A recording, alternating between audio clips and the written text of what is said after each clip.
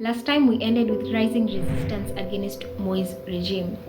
But before the street protests exploded, there was something even bigger before, an attempt to take the whole government down. And that is what I wanted to talk about today. Like we discussed in a previous video, in 1982, the Constitution of Kenya was changed to make Kenya a one-party nation. After this, dissent began to grow. Most youths were becoming frustrated with the rise in corruption, poverty, unemployment, and political repression. These young people included university students as well as young soldiers. Let's talk about these young soldiers. So some junior officers in the Kenya Air Force, most of them young and radical, felt that Kenya was heading towards dictatorship and that Moi had to go. So on August 1st of 1982, a group of Kenya Air Force soldiers stormed the national radio station, then Voice of Kenya, now KBC Radio, and announced that Moi's government had been overthrown. Chaos followed.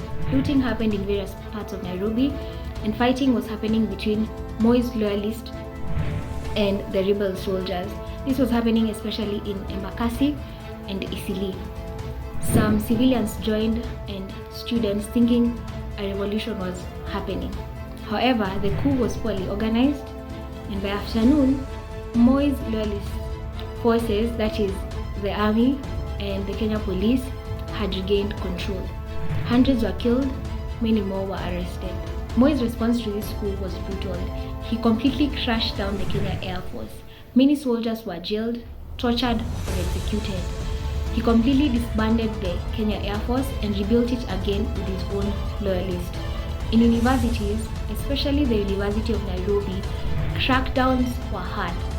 Student leaders were arrested and academic freedom was stifled. Moi tightened the security laws even more.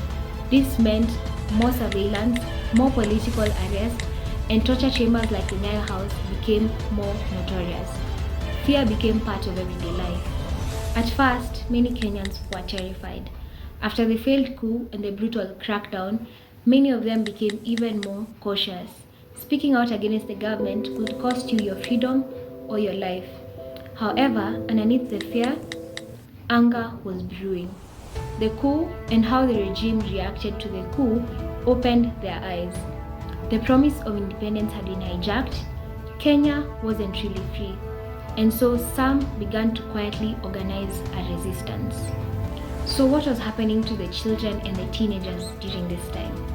They witnessed, they watched. They watched soldiers on the streets. They watched neighbors get arrested. They had whispered conversations at home.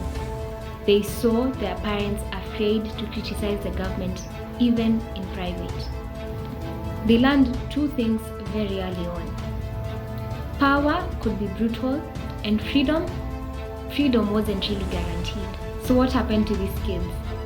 These kids would grow up to be the people that fought for democracy in the 90s. You see, the coup may have failed, but it planted seeds of resistance, seeds that would grow quietly and then roar fiercely in the 90s. In the next episode, we'll look at the wave of protests that followed, protests that even Moi was unable to silence. This is Threads of Freedom.